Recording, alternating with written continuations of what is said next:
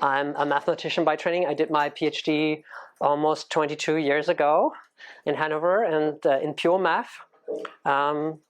Also involving some category theory. Someone told me category theory is very popular here. I forgot everything about it.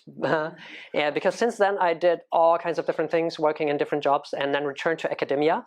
And the last 14 years I worked on climate-related things, and that involved doing game theory and statistics and dynamical systems theory and complex networks, some environmental economics, decision theory, also social choice theory. Actually, I'm here because I was invited to give another talk over lunch at the Sorbonne Economic Theory Seminar on social choice. And so I have a mixed background. And a year ago, I noticed that AI is worrying me very much. And I thought, oh, with this mixed background, maybe I can do something meaningful, that maybe I have some ideas that others don't have, or bring in a new perspective. And I think my perspective might be controversial to some of you. So be prepared to hear things that you don't agree with. And I'm very happy to discuss these after the talk. So please, during the talk, you can ask questions, but please only questions of understanding, because if we start discussing during the talk, it won't end. So let's keep the discussion for later. So if you really want to object, please hold it until the end and then object. But I'm also trying to recap some basic things from decision theory and other things that I think might be worth mentioning. I don't know really what your backgrounds are, so I leaned on keeping it simple. You won't see many formulas, so I hope I won't bore the more formally inclined people among you. If so, then please tell me after the talk. And I'm going to test a certain kind of metaphor, storyline with you that I developed together with some student, Bob. And that is one of the Goldilocks characters. So this is why the title is What Now, Goldilocks? And it's about safer, notice the R, agent designs for uncertain environments. Because I don't think safety is a Boolean variable, it's a more or less thing. Okay, so this is Goldilocks, designed by Dali. And Goldilocks wants to learn how to be a helpful and harmless and maybe also honest AI butler. So this is my common metaphor for an AI system that is not too powerful, but powerful enough to be general, to solve general problems, everyday general problems. I can send it to on all kinds of missions, but it doesn't have access to nuclear weapons. Okay? So this type of thing we might want to design in a safe way, because it would be worth a lot and help us a lot. And so how can we do this? Because humans and their world, they're so complex and there's so much uncertainty. So what now, Goldilocks? So the now is also meant to indicate that it's about small time decision making, repeated sequential decisions. We have a number of chapters here, and the first chapter is Goldilocks and the prospects unknown. So there's unknown prospects. What do I mean by this? Let's take an everyday decision situation. So you're sitting at breakfast time, you have 3 children, you want to plan the evening with the children or the afternoon. You only care about making your children happy. That's your value system, that's your preferences. And so you basically have 4 options, 3 of them one of your children favors. So the left child wants to go to the puppet theater, the middle child wants to go to the ice cream parlor, and the right child wants to go to the swimming pool, as depicted here by the ball. So this is their favorites. Judged from their favorites, we have a tie. But asking them a little bit more, it turns out their second best choice is this. And there's a 4th option, visiting grandpa, which 2 of the children would be fine with, like as their second choice. And the 3rd choices would be this. And the 4th choices, last choices, would be this. So, okay, given this information, what shall we do? Okay, it's hard to deliberate with children, you know, and so they tend to insist on what they want, and you cannot really ask them about grades of preferences or even utility values. They won't understand it. It doesn't make sense. They're very strategic, right? They will exaggerate their preferences. So, but what you can do, you can at least test pairwise votes. You can take pairwise votes between all pairs of options and come up with a graph such as this. And it turns out that, for example, swimming pool beats puppet theater 2-1. Puppet theater beats ice cream parlor 2-1. ice cream parlor beats grandpa, 2-1. Grandpa beats swimming pool, 2-1, and you have these other two arrows in between. What you notice is there's a cycle. No option beats the others. So what to do? Well, mother thinks, okay, whatever I do, a majority will claim there's some other option that I want better. So it's basically up to me. And so actually it turns out mother thinking about this actually has some other type of preference, some kind of second order preference, namely to be fair and also maybe to make grandpa happy. So she just decides we go to grandpa. Which seems okay, because even the two that complain, we'd like to go to the ice cream parlor, mother can say, yeah, but look, if we go to the ice cream parlor, two of you would say, we'd rather go to the theater, and if we go to the theater, two of you would want to go to grandpa. So we're back to grandpa, everything's fine. Yeah? So from a point of view of social choice theory, this is okay. Now, the day progresses, and at lunchtime we learn that the theater is closed. What now? Now we can strike out theater from these preferences, and it might seem, well, theater is not the option we chose anyway. Why should it make a difference? Well, it should make a difference because if you now look at the diagram, you have a so-called Condorcet winner, an option that beats all the other options pairwise. It's very hard to refute the claim that we should go to the ice cream parlor. So they change their plan, they go to the ice cream parlor. They call grandpa again, sorry, we won't come. We have a clear majority choice, we go to the ice cream parlor. So, now, of course, we could take ages discussing whether this is rational or is not rational, but I'm claiming this is not too implausible, this type of situation. Making sequential decisions, updating your information in a certain way, updating your choices in a certain way, which might or might not fulfill certain axioms of rationality, be consistent with things, but we know people are not very consistent, and this could be a typical situation. Actually, now we could ask, does ice cream give higher or lower utility than grandpa? Let's say we believe in utility. We might ask this question. Now here it seems ice cream gives larger utility than grandpa.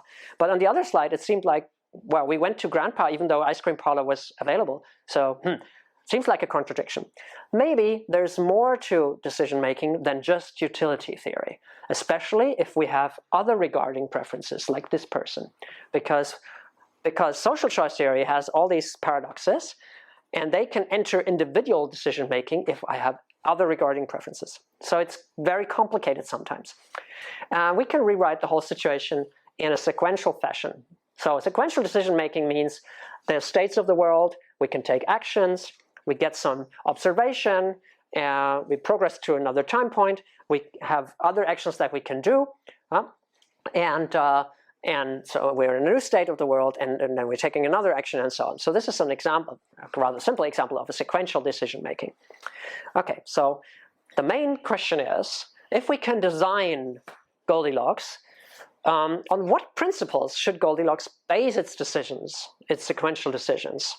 How can it deal with conflicting demands like all its clients? I mean, often an AI butler or a safe driving car or whatever doesn't have one boss. Their decisions affect multiple humans which have different preferences. So an AI system will kind of regularly, routinely encounter social choice problems. Okay, so what gambles should it take or avoid? In the view of the uncertainty. And should it have something like preferences, beliefs on its own, or maybe not?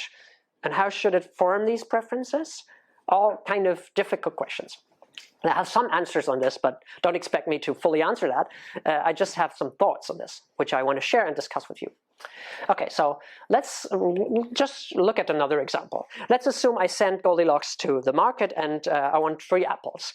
Now it turns out the world interferes. Something is not clear upfront what the market will offer. Maybe I end up in a state where I can buy at most 2 apples. What should I do?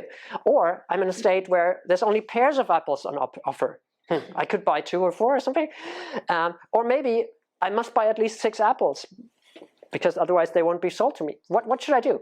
I have different types of actions in these states. It's unclear how to fulfill this aspiration, I will call this later.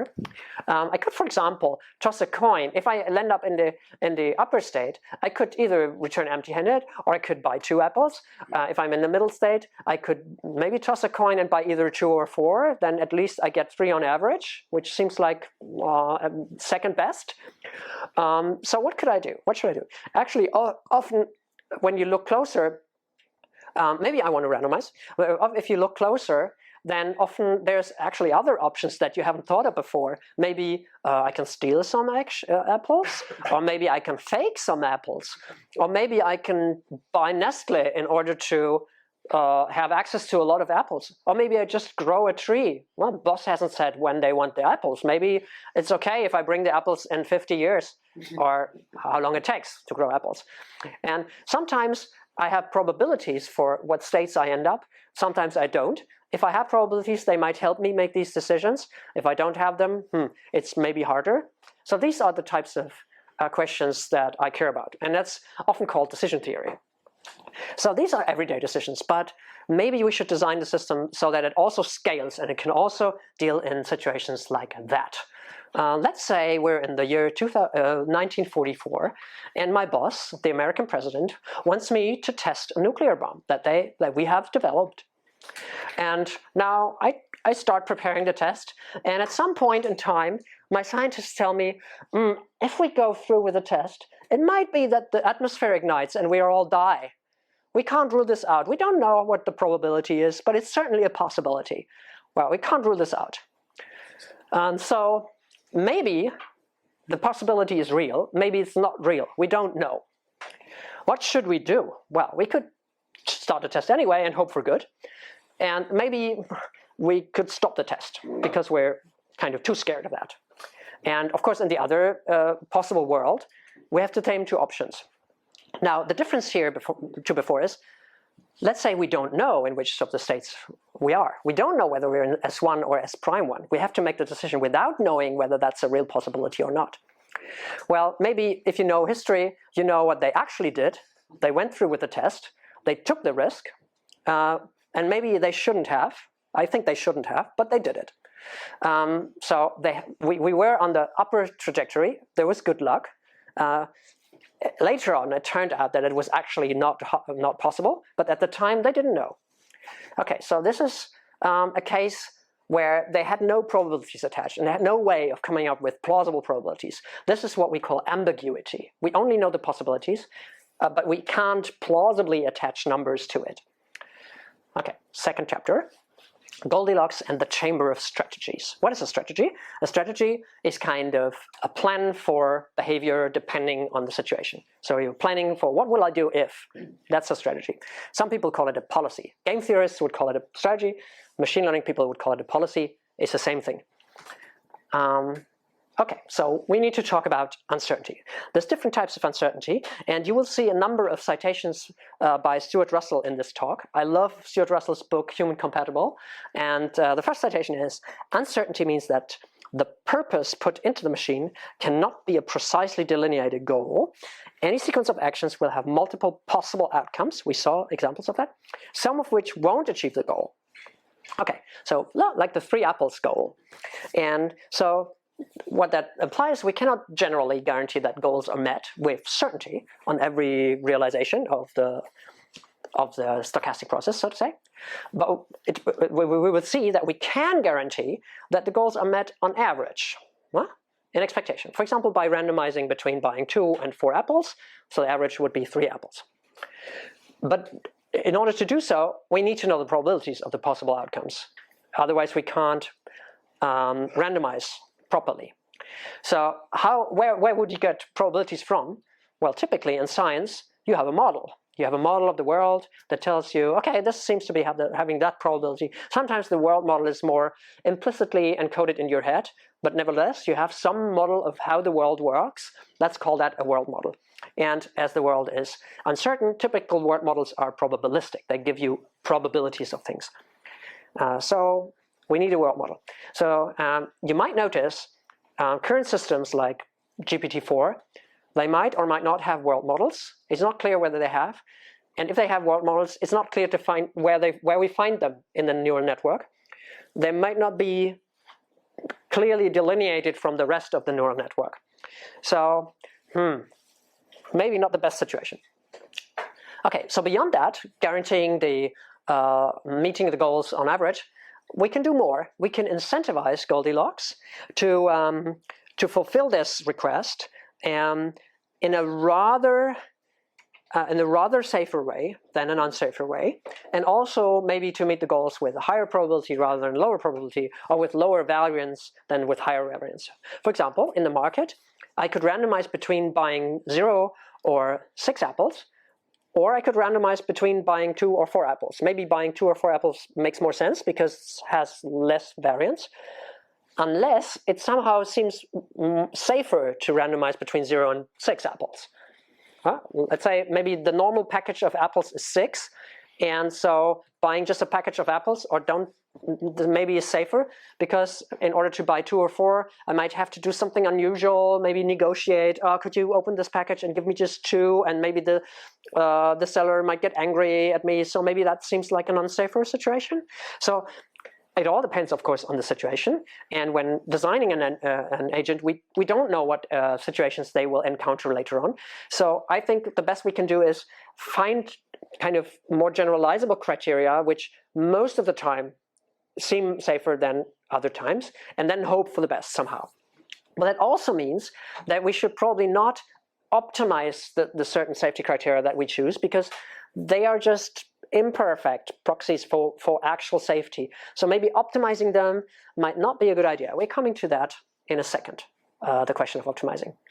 Okay, so here comes my overall design vision. It's not purely my vision. I started by looking at Jan LeCun's white paper from 2 years ago.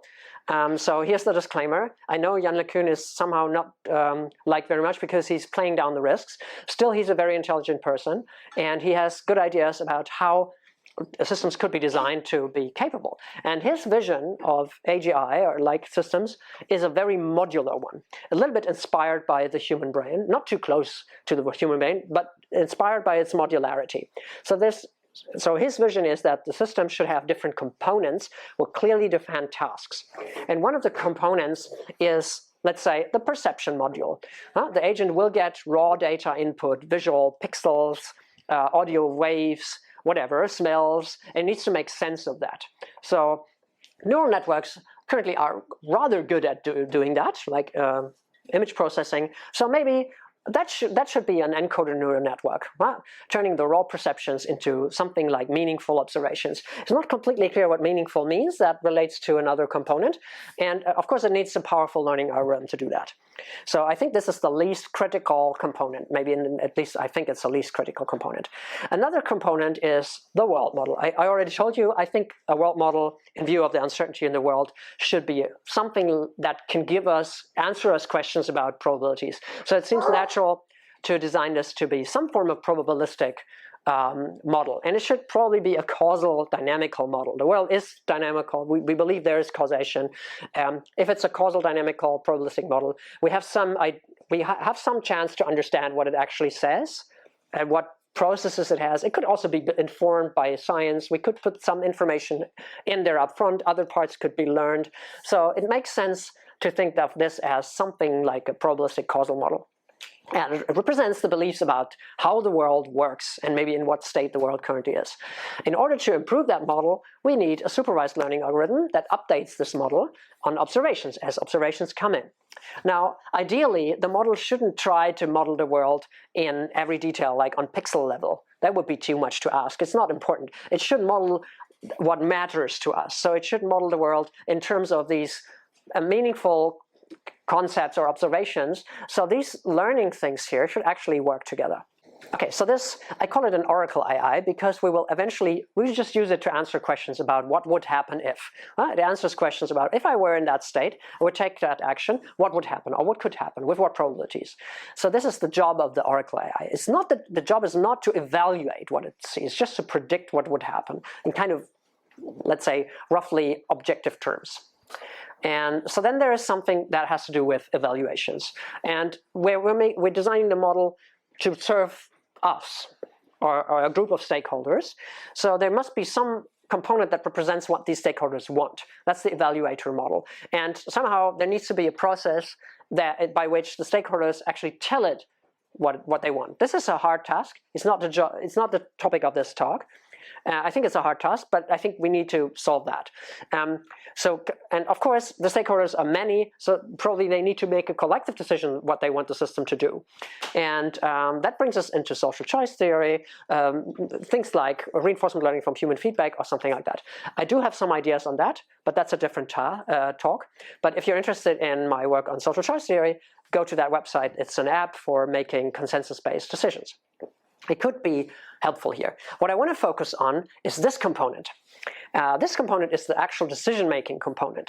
And in my view, it will consist of two subcomponents. Typically, if it's an AGI that can do all kinds of things, then its action or policy space is really large. We cannot exhaustively look at every possible policy.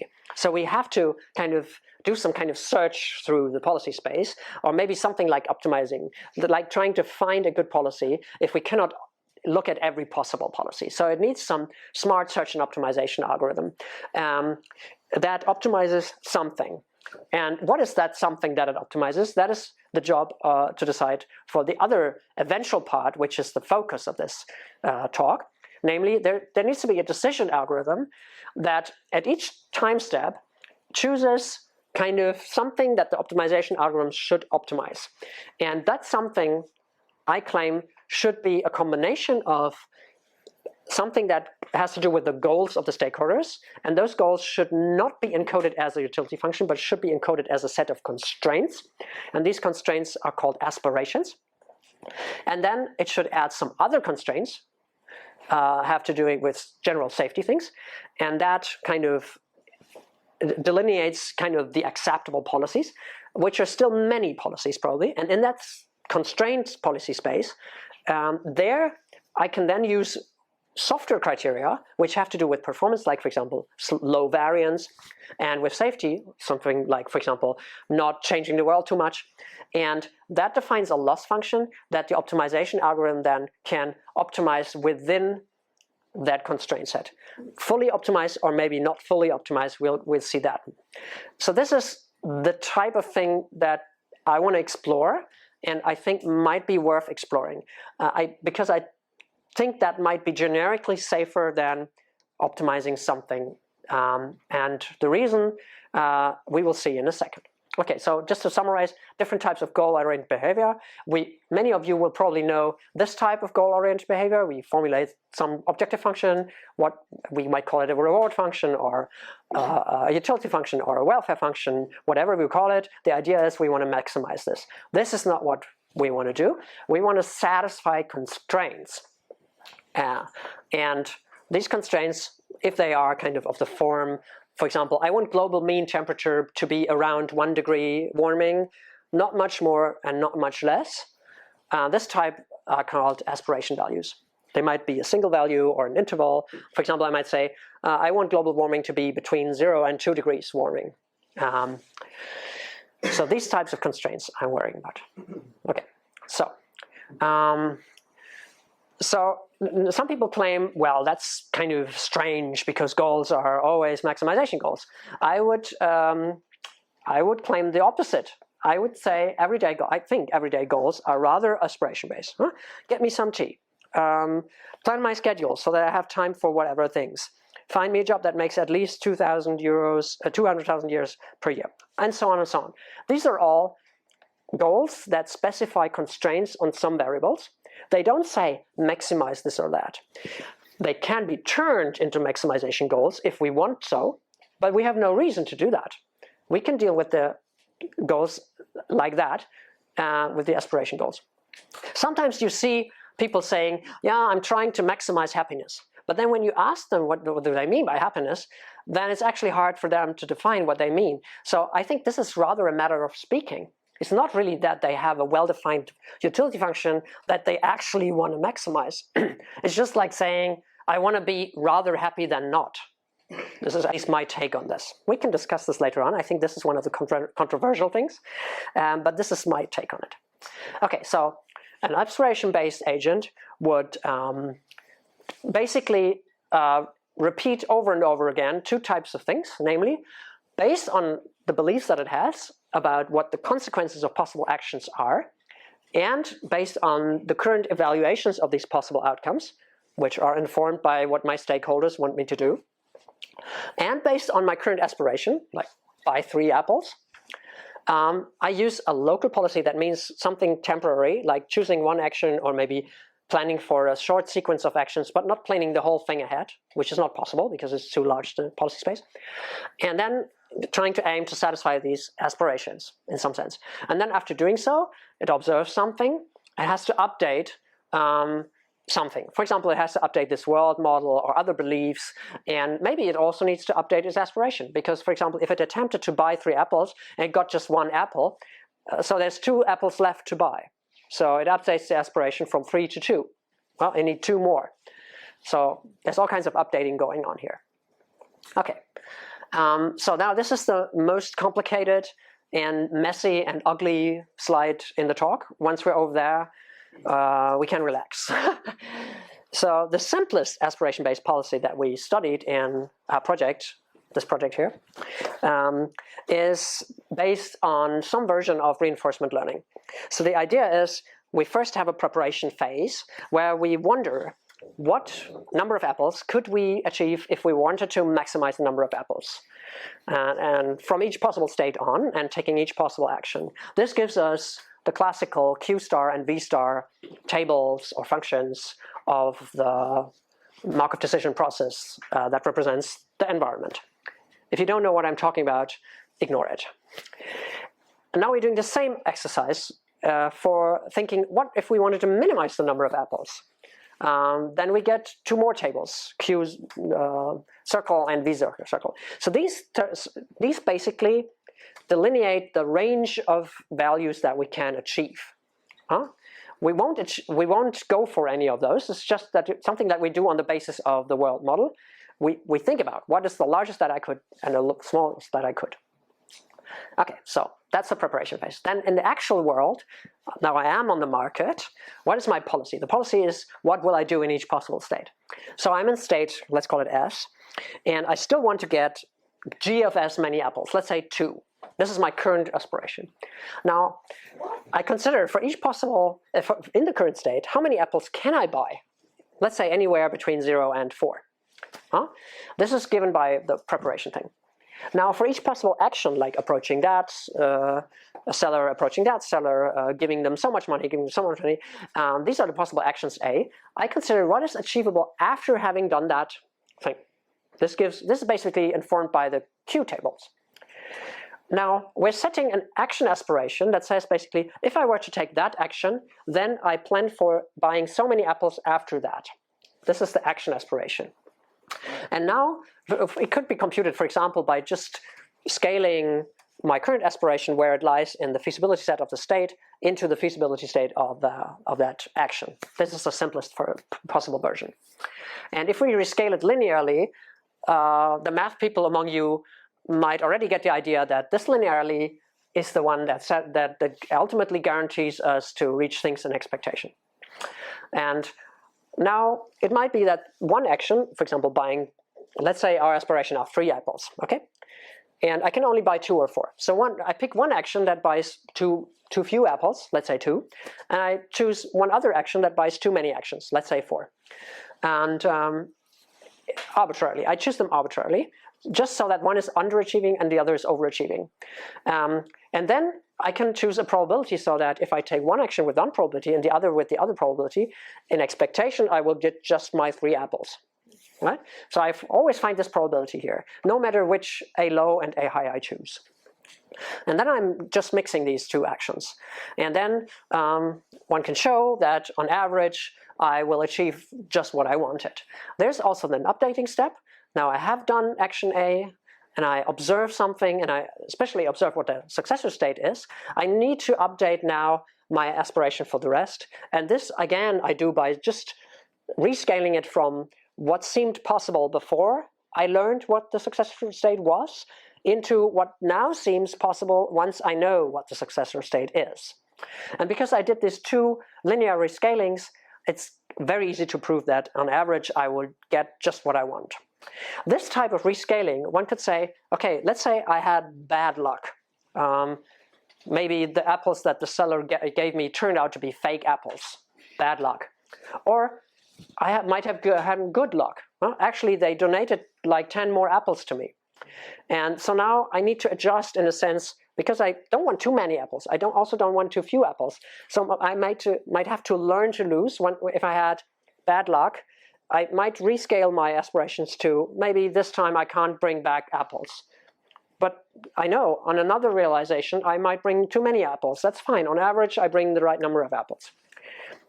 So this is the simplest policy. It's not really good, but it's kind of a starting point. We started an AI safety camp project with a few number of people working on this type of algorithms, also some smarter ones, but we still seek collaborators because there's many details to do. So if you feel like joining in this activity, then contact me. It's called Satisfier. Okay, chapter 3, Goldilocks and the Prisoners of Maximum. I've hinted a number of times that I don't think maximization is a good idea. I need to defend this claim. I'm going to do that now. So first of all, there are strong commands to be a maximizer. Huh? So many people say, look, if you're not maximizing something, that's just not rational.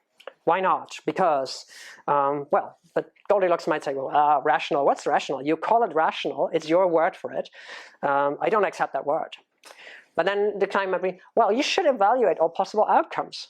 Why not do that? Well, it can be done for small worlds, like a small lab experiment. But for large worlds, I'm not sure I can do that. And then you should estimate all the probabilities, because there is no such thing as ambiguity. Then you were just too lazy to estimate the probabilities. But then again, is that really realistic? I mean, of course, I can always call out some number, but is that a meaningful number? Is it good to call out some number rather than refraining from doing so? That's kind of debated for decades or centuries in decision theory. Your preferences should be time consistent over time. Well, but then my clients might change their mind, so maybe they shouldn't be time consistent. You should harmonize all your value systems, whatever they are. We know about moral uncertainty, so some people say, okay, we just assign some probabilities and kind of just average them out. But, well, philosophers have tried to come up with a harmonized value system for millennia, and they haven't agreed on that yet. So maybe it's not really plausible that we will do that in the next several years, just so. So maybe we should acknowledge that value systems are diverse. Then also people claim that one should be inequality neutral, because that is what utility theory or utilitarianism requires us. But, well, I mean, this is a value statement, and many people would disagree, especially socialists would disagree, that we should not be inequality neutral. But if you're not inequality neutral with regards to utility, then you're not a utilitarian. Then people also similarly claim you should be risk neutral. You should take all kinds of bets. And again, well, we saw examples where this is maybe not a good idea. Sam Bankman-Fried, very risk neutral. Actually, in an interview, I think he said, yeah, I took this risk. It went bad. So what? I mean, the expected utility was positive. I would do it again. I'm not sure that's what we should do. Okay, then there's this Dutch booking argument, which is really an involved thing. And then there's this money pump arguments, which rely on something being repeated infinitely. And so there's all kinds of claims that can be refuted. Now that is a whole discussion that would take days or weeks to have. And we can have this after the talk. So I don't believe in any of those statements, at least not as a law, maybe as a general guidance for some situations, but certainly not as a law to be followed in all situations. Okay, I have some support by Stuart Russell again. I cite him because I really believe everyone should read this book. It's written well, it's funny sometimes, and subtle, and I think it's very intelligent. Speaking of intelligence, he says the more intelligence the better is not really what we want. It's a mistake. We do build optimizing machines and so on, but what we actually want is not that. We don't want machines that are intelligent in that optimizing sense, he says. And why? Because, so not optimizing. And he even says we need to tear out and replace part of the foundations of artificial intelligence, the basic definition of what we are trying to do, the very definition of success on AI is wrong, so very strong words from a leading figure in AI.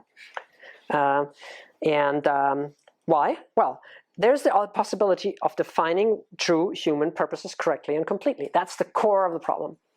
And to put it still differently, if someone asks whose values are you going to put in, like for example the alignment people say, well, we just need to find the right value system and then teach it to the AI and then everything's fine. Yeah, well, whose values? Huh? Values are diverse. And if we get them wrong, then it might be potentially catastrophic. Why might it be catastrophic? There's a number of models that indicate that getting the objective function wrong in a powerful agent might actually fire back enormously. I have my own toy model, which is about trading goods on the market. Let's say you have Cobb-Douglas type of preferences. This is for the economists among you. Among consumption bundles, which take this form if you logarithmatize it. It has certain coefficients which kind of say which things you like more than which other things.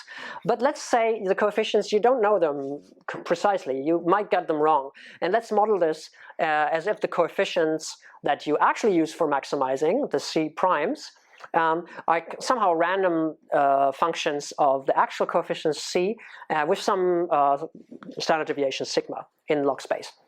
And so then what happens if you're maximizing according to the slightly wrong coefficients, you might get, according to the true utility function, really low utility, and the loss that you get grows very fast with these parameters of the model.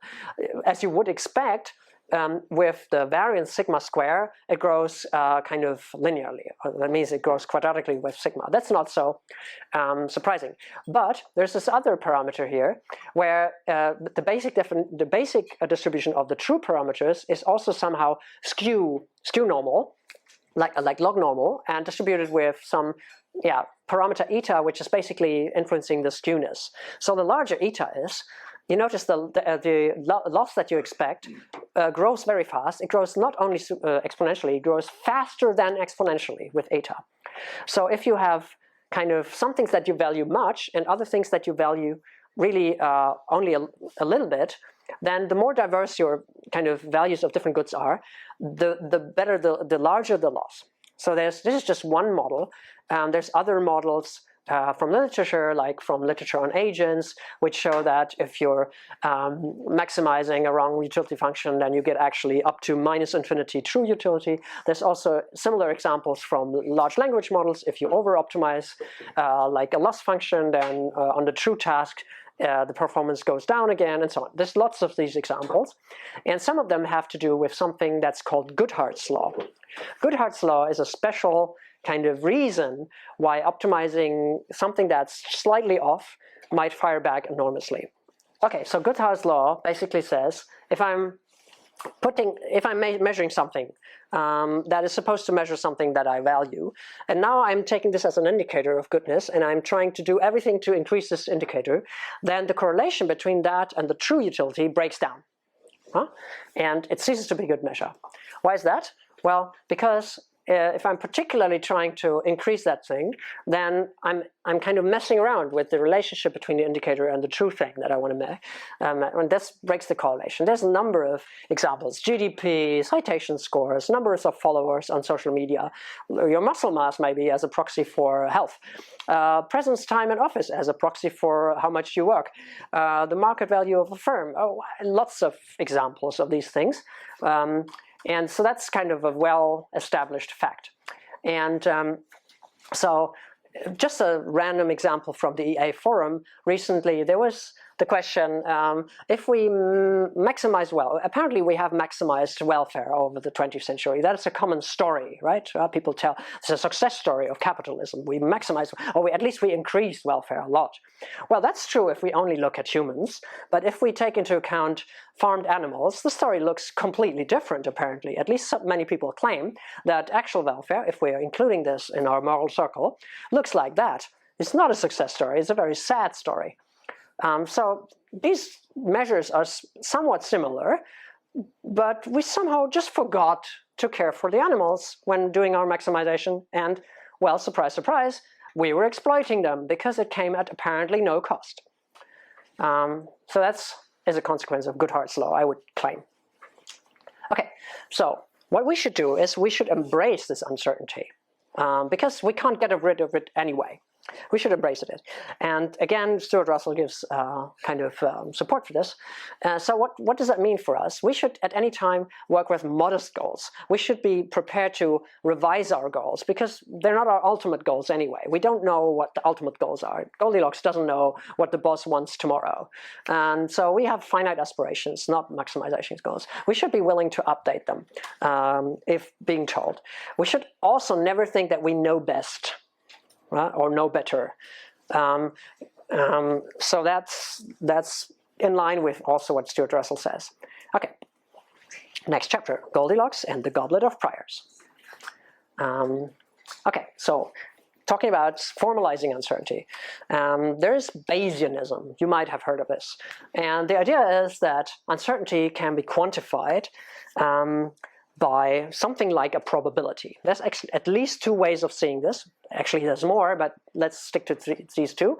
There's what some people call aleatoric, alea meaning die, uncertainty. So it's kind of objective probabilities, like nature is actually throwing dice. And so they're kind of, we might be able to figure them out and put them in the world model. But then there's also a purely subjective view, where there's subjective probabilities, or better called credences, which express the degree of belief in the outcome. And it so happens that for a rational agent, they also fulfill the laws of probability if the agent is rational. And they can be updated by Bayes' theorem. I won't go into details. Probably half of you know already what that is. I'd rather want to point out that there's another type of uncertainty, which some people call Knightian uncertainty. Economists call it ambiguity. I also call it ambiguity. And that means I have no idea what the probabilities are. I just know what the possibilities are. And this is typical for large worlds, where we have many dimensions, where we have complex dynamics, where we have just a little data. So I can't really form a convincing prior. I can also not hope that my unconvincing prior will wash out by updating with a lot of data, because I don't have a lot of data. So the prior that I choose kind of arbitrarily will always stay very, very kind of influential. So maybe that's not the right approach. And so therefore, ambiguity works without probabilities. This is a controversial concept. Many people think there's no place in decision theory for ambiguity, and other people think there is. There's a century, decades-long discussion in decision theory about this. I lean to think that it makes sense, this concept. So, but let's forget about uncertainty shortly. If we have probabilities, what does typically decision-making look like? I have a decision dynamical system. I have maybe even a decent causal model, and I have some metric that I want to evaluate. And so now for each possible output, for each possible action that I could do, the model tells me what is the probability distribution on this metric, this goodness metric that I have. Well, it might look like that. And then, well, what could I do? I could try to summarize these distributions by using some statistic, like, for example, expected value. But I could also take some quantile if I'm really risk averse. I could do all kinds of different statistics. Well, this is just a short list of examples. And then I have one number for each action that summarizes the distribution, and I can use it to maximize, take the one action that scores best. I can also use it to softmax, which is kind of a boundedly rational version of that. Just take the actions that score higher with higher probability, but actually use every action with some probability. I could do this if I have probabilities. So this is kind of well-known probably to many of you. What can I do if I have ambiguity and risk? So the typical situation might be, I have several competing models of the world. I have no idea which model is better than which. I just have these three models. Let's say climate science. There's 5 different climate models. It's not clear which of them is better. Maybe I should run each of them separately and maybe do what I saw on the last slide, do that separately for each model at first. And then I get something like a table. I get some evaluations of all the possible actions according to one model, according to the other model, according to the third model. And what do I do with that table? And decision theory has discussed basically two popular approaches. One is looking at the worst case for each action. So the worst case for action A is 2, the worst case for A prime is 3, and so on. And then I take that action that scores best on this worst case. That is what's called maximum rule. Very, very well established and kind of plausible. There's also something similar that's based on regret. The idea is, let's say I take certain action, then I learn what the true world is, and then I think, in this world I should have better taken that other action. What difference is that? So how much regret might I maximally have if I take each possible action? And then I take the one that gives me the smallest regret. In this case, it would recommend a different action, A, rather than A double prime. This is another established rule, and decision theorists can't really agree on which is better. This is a long discussion. Each of them has some appeal. Okay, so the situation becomes even more complex if it's a sequential decision making, and I won't explain in detail, but if you have ambiguity and risk, you have a set of probability distributions, and now if some information comes in, it's not obvious how you should update this set of probability distributions. You could update each member of the set separately. This is kind of more the classical approach, which is in the literature, Gilboa, Schmeidler, and so on, kind of well established. But you could also kind of do that in a kind of joined way that kind of takes into account that the information might tell you eventually that some of the possibilities seem like less possible, and take into account of that. And there's a nice framework for that by Vanessa Kosoy, which is called infrabayesianism. It's kind of not too easy to understand, but I think it's valuable. I won't go into details. I think it makes sense. Okay, just one slide about possibilities. Of course, possibilities are also a rich concept. They're things that we can imagine might be possible, some of which we believe are possible, some of which we believe are not possible. We imagine they might be possible, but we believe they're not actually possible. And then there's the things that are actually possible, which might also overlap in all kinds of complex ways with these sets. And then there's things that are actually possible, which I haven't thought of. The unknown unknowns. These are the nasty ones, because they're not, by definition, they're not in our models, because we haven't thought of them.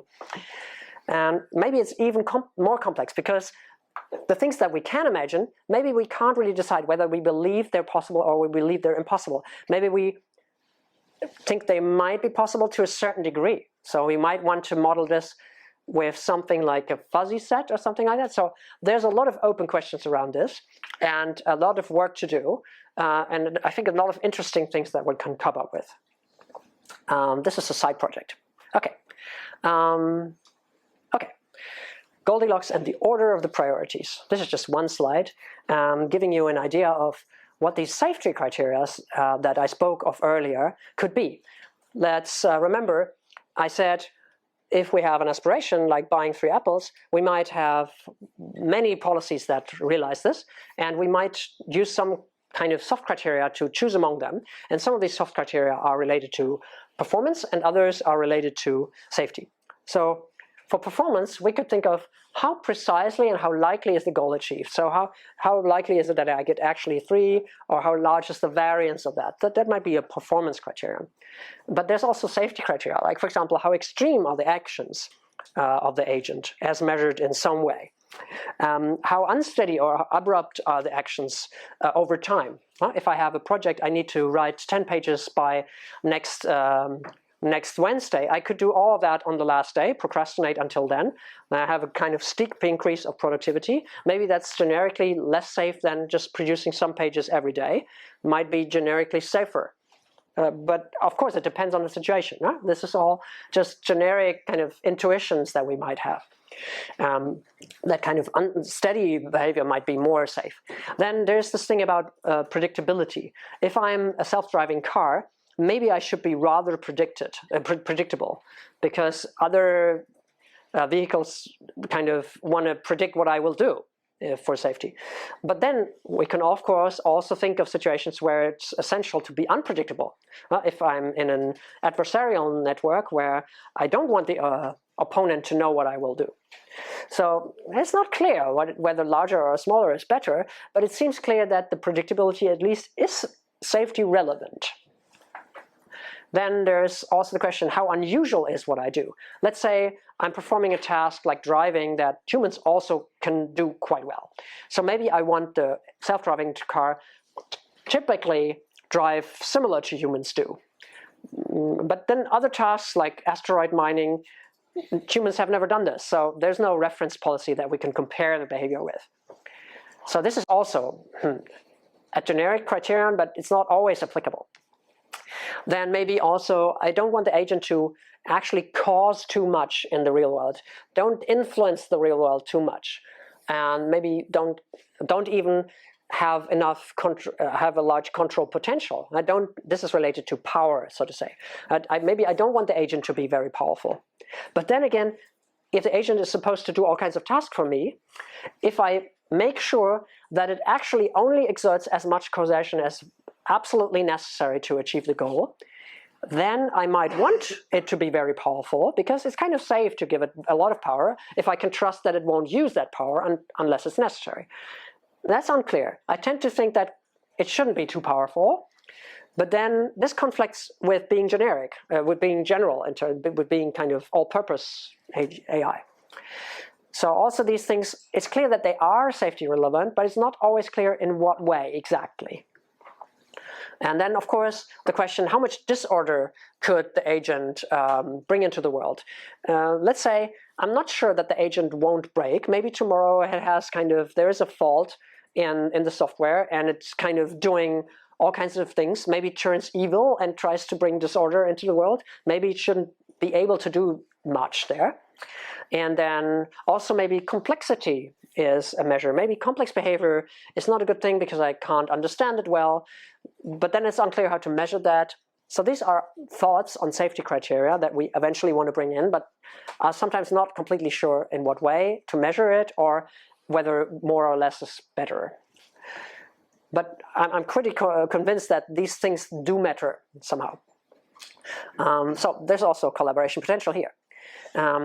Now, self-driving cars is a situation where I have other agents which are probably not adversarial, but maybe in a trading situation or maybe at war, I have situations where there's other agents which are not nice to me and which might have goals different from mine, and I might know or might not know these other goals. So the question is, wouldn't a kind of a non-maximizing agent somehow be less fit in such a competitive environment than a maximizing one? And therefore, if we build it, wouldn't it die out in the competition or in evolution?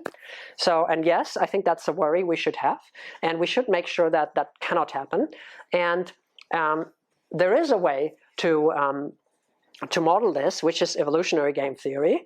And there's also a way to solve that problem. So in evolutionary game theory, you assume that pairs of agents are paired at random, and they're playing some simple game, like, for example, trading, e-trading, or playing a prisoner's dilemma or something like that.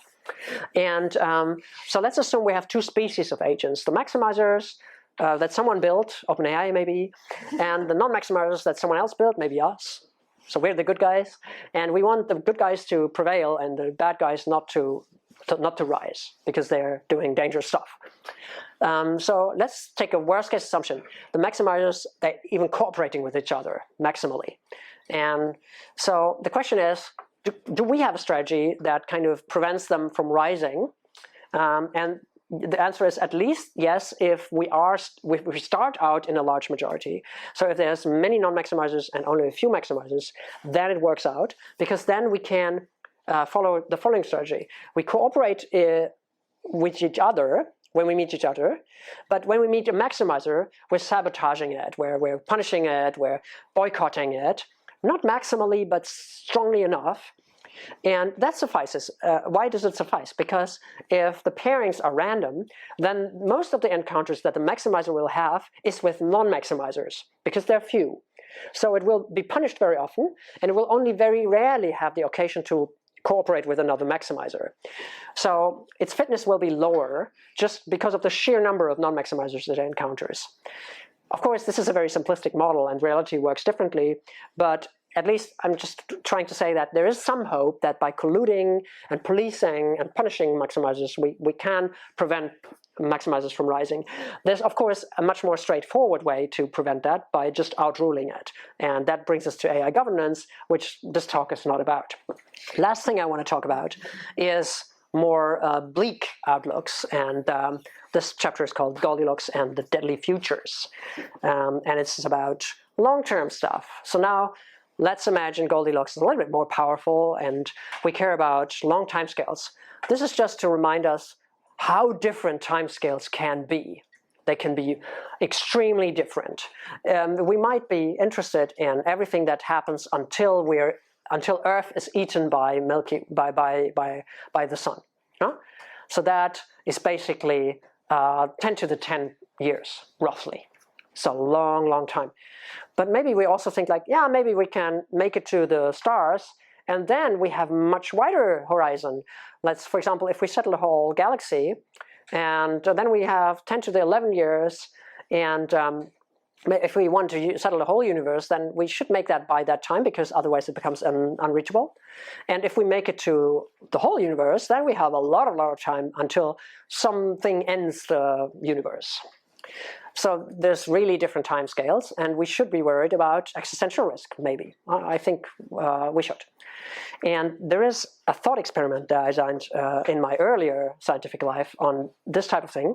I will skip it in the interest of time, but you might want to look at this. I think it's interesting. It's a very simple thought experiment, and you find it if you enter my name and the journal Sustainability and the words thought experiment. So I'll skip it in the interest of time. The last thing I want to show, to just leave some time for discussion, I think that's fine, right? Is we can come up with models of long-term things without talking about probabilities. So this is going to, I'm trying to convince you that for these long-term decisions with large stakes, which are not repeated maybe, we only make the decision once and then either we're dead or we've reached the stars. It's not necessary, and it's not a good idea to attach probabilities to things. And still, if we don't do that and only talk about possibilities, we can still find out meaningful things. And so the last thing, look at this example here, where this is similar to a Markov decision process, for those of you who know what it is. It just doesn't have any probabilities. So the colored nodes here, they are possible states that we could be in. Let's imagine we have a small child, which could be on the street, could be with the neighbors, could be in the playpen, it could be on the balcony or somewhere. So the black arrows are the possible actions, and then the world may kick in and decide something on its own. For example, if I'm on the street, I try to cross the street, I might get lucky and get into the playpen, I might get unlucky and be dead because I'm run over by a car. And maybe the child has no idea what the probabilities are. Just knows that these are the possibilities. Then still, we can analyze the situation by, for example, figuring out which states are generically safer than which other states. Like, for example, being in the playpen is very, very safe because the only thing I can do is not do anything, passing, and I won't get out of that state. So I'm basically safe. If I'm on the balcony, then I can enter the playpen. Very nice. If I'm on the street, that's not such a nice place to be in because, well, the only thing I can do is maybe trying to cross the street, and that runs a big risk of being dead. So that's maybe not a place I want to be in. So I can classify states according to a range of safety levels, even without ever talking about any numbers or probabilities, purely on these qualitative questions. Where am I safe? From what states can I reach with others? Which other states for sure? From what states might I be dead? And so on, right? And this, I think, should probably be the way to attack these long-range, large-scale decisions. Okay. There's some more details which I skip, and then just to summarize, one slide here which summarizes the ideas that I have how safer agents could be built. It's kind of, we have this modular design, we need a world model, we should be cautious, we should talk about risk and ambiguity, we should have aspirations that are adjusted over time, the goals of the system should be decided by collectively by the stakeholders, by people. If we are in a competitive environment, we should cooperate with each other and try to boycott the others, the unsafe agents. And yeah, and we should use all kinds of general safety criteria, but maybe not optimizing them because they're just generically safe, not always safe, and maybe we missed some other safety criteria which we just haven't thought of, and therefore optimizing for those criteria might drive these other criteria to really bad values. So this is my current vision. Okay, thank you, and I close with this slide for the Asimov fans among you. Thanks.